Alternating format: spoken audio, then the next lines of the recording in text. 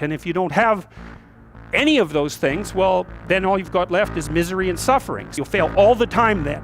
You just won't know it until you've failed so badly that you're done. You don't let that happen. So that's willful blindness, right? The goal is to have a vision for your life such that, all things considered, that justifies your effort.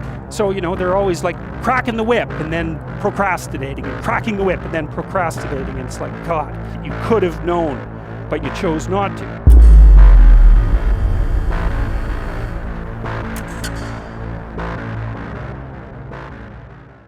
The next best predictor of lifetime success is conscientiousness. Well, and of the two aspects of conscientiousness, say orderliness and industriousness, the better predictor is industriousness. So the question is, well, what can you do about your industriousness? And the answer to that is, well, that's kind of rough too, because there's a strong genetic component.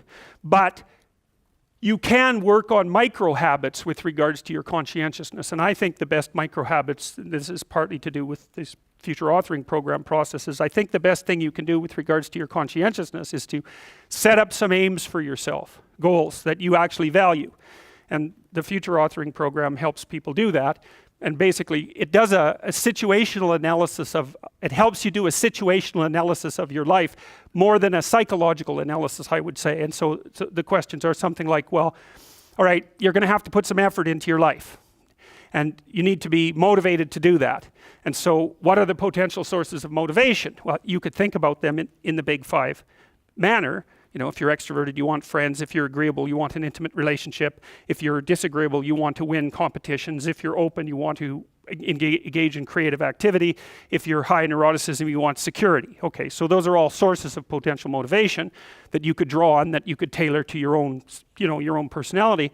But then there are dimensions that you want to consider your life across. And so we ask people about, well, if you could have your life the way you wanted it in 3 to 5 years, if you were taking care of yourself properly, what would you want from your friendships? What would you want from your intimate relationship? How would you like to structure your family? What do you want for your career? Well, how are you going to use your time outside of your job?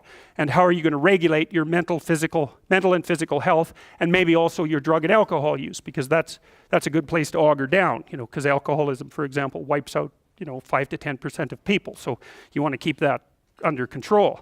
And then so maybe you develop a vision of what you would like your life to be, and that associates the goal. Well, once the goal is established, and then you break down the goal into micro processes that you can implement.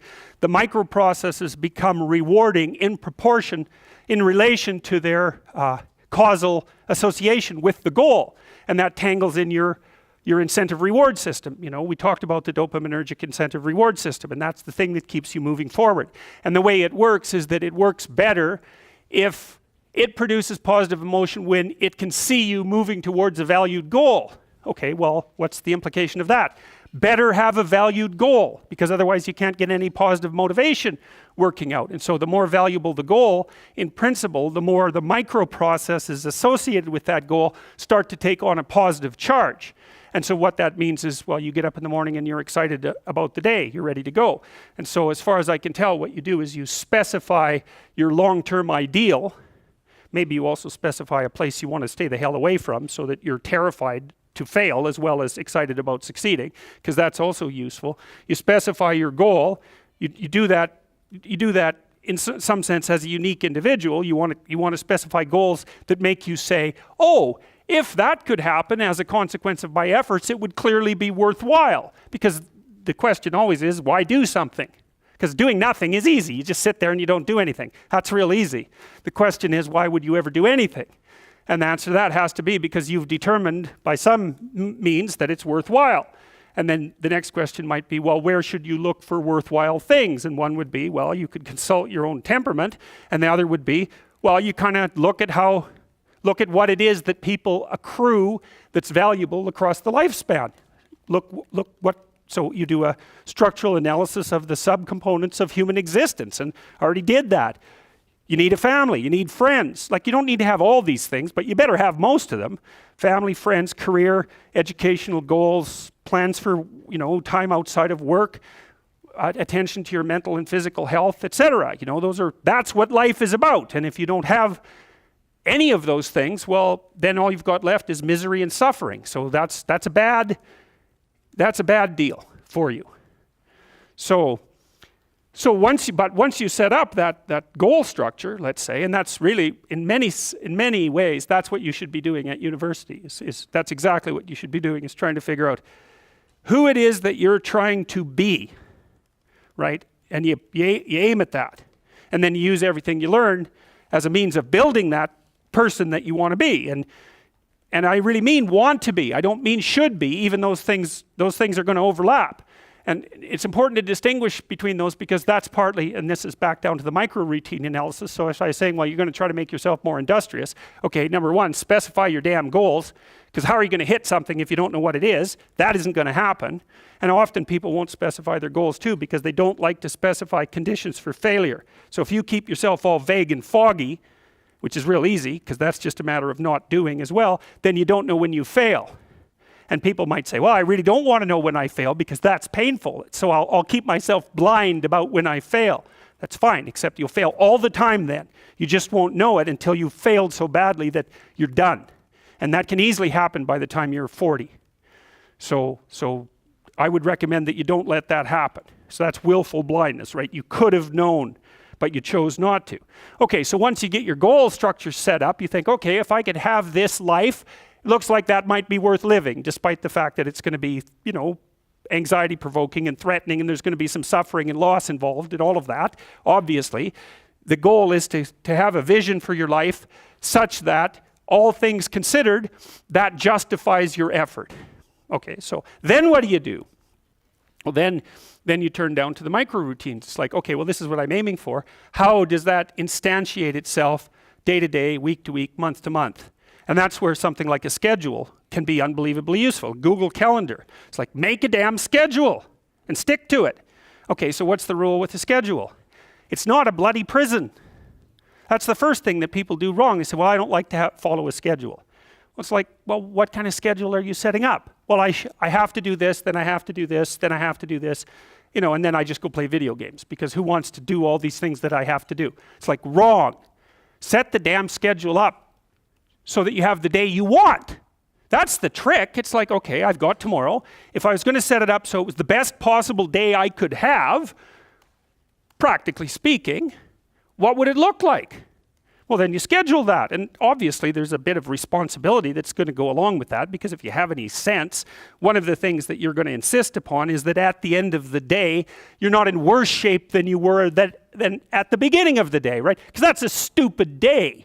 If you have a bunch of those in a row, you just dig yourself a hole and then you bury yourself in it. It's like, sorry, that's just not a good strategy.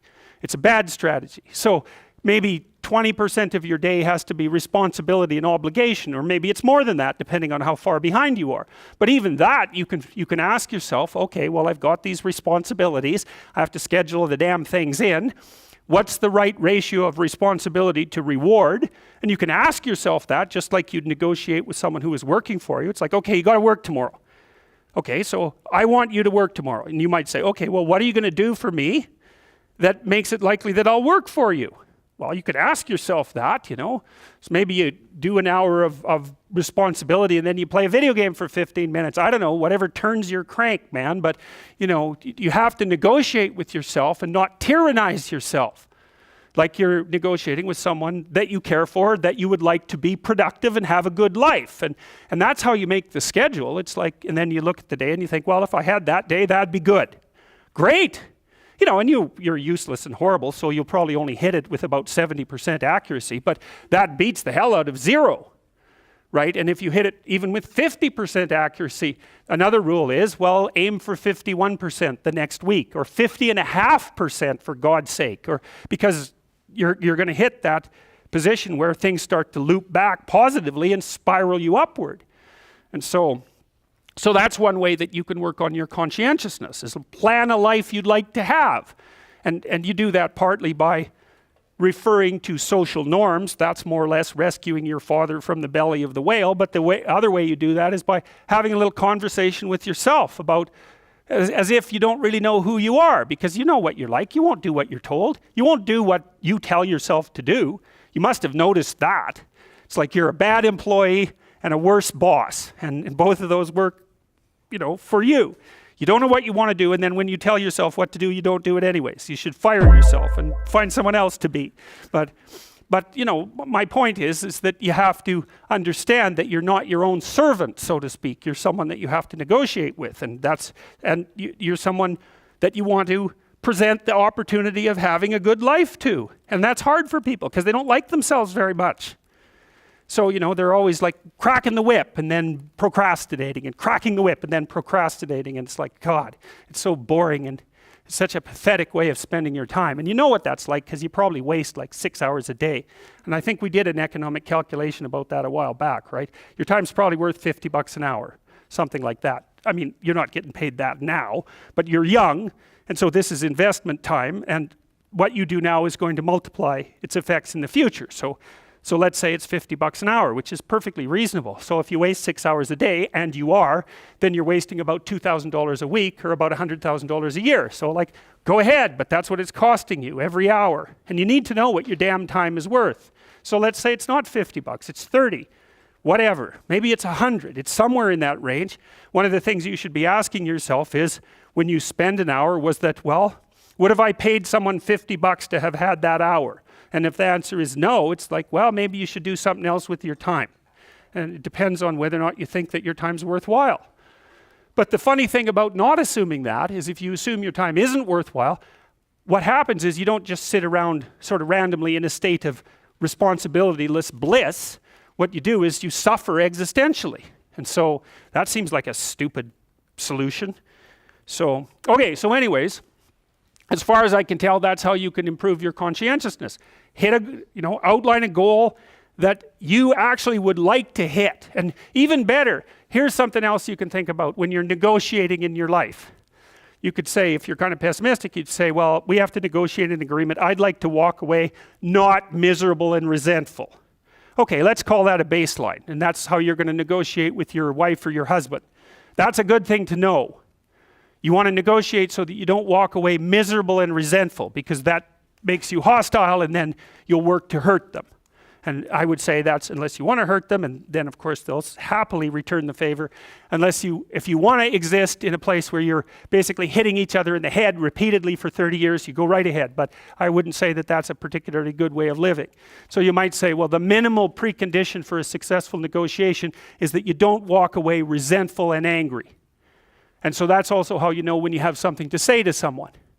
Because the rule has to be, if you're going to walk away resentful and angry, you've got something to say. Doesn't mean you're right, by the way.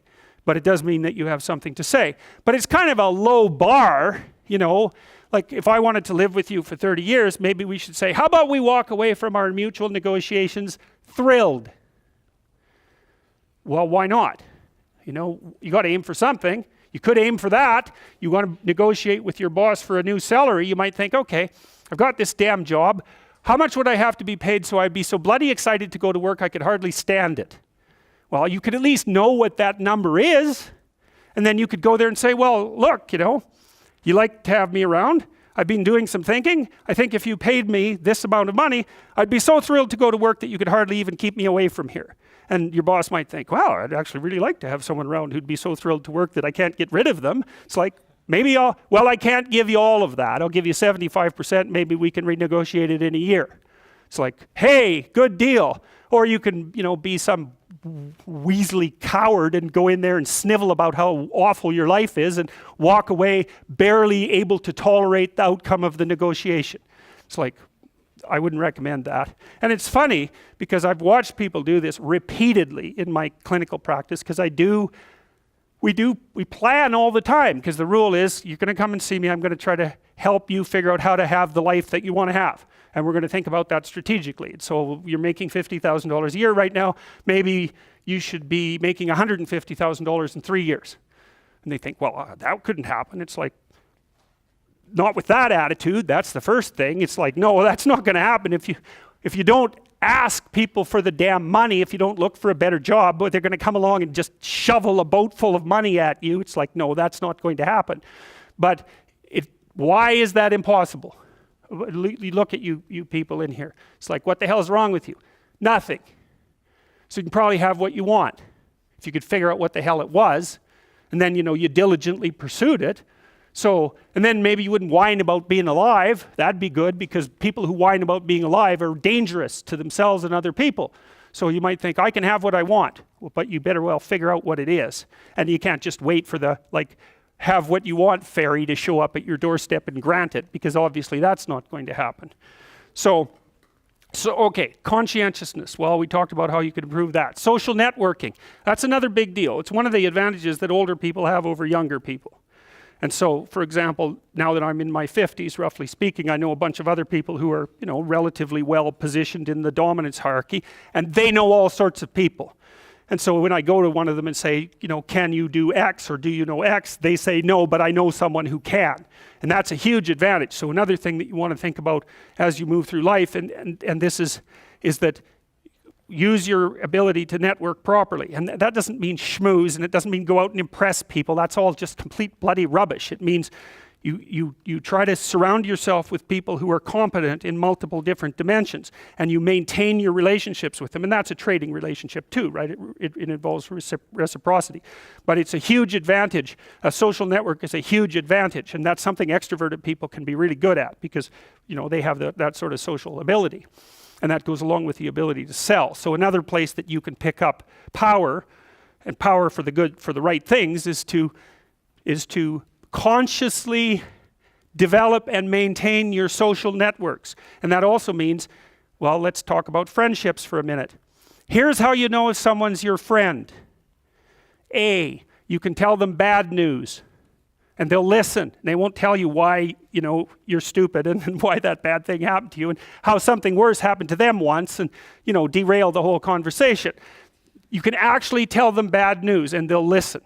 So that's a good thing. And then, this is a weirder thing, you can tell them good news, and they'll help you celebrate.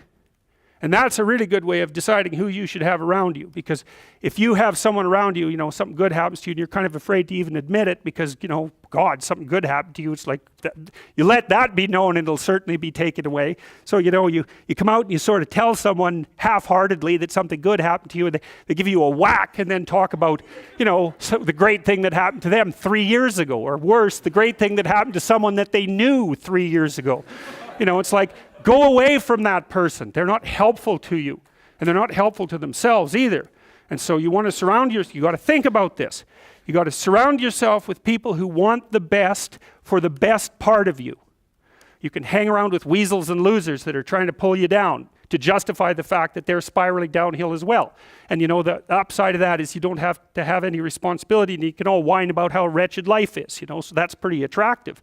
But I would say it's also a bad medium to long-term plan. And so it's acceptable and desirable to try to surround yourself with people who are facilitating your development. And you might say, well, I've got people around, I know them well, they're not doing that well, and they don't fit into that category. It's like, what's your point? What are you going to do with them exactly? If they'll listen and cooperate with you and move towards a better future, great. If they don't pay any attention and they keep doing the same damn things over and over, and they're not going anywhere, and it's painful, then maybe the proper thing to do is say, you just have your misery. I'll go off and have my life. And maybe you'll wake up at some point in the future and think that's a better way of being. Because just putting up with it is, well, they call that enabling, right? You put up with that sort of behavior, you're providing tacit consent for it, and even tacit approval. It's like, it's a bad idea. You have, I would say, both the right and the responsibility to surround yourself with people who are good for the best part of you.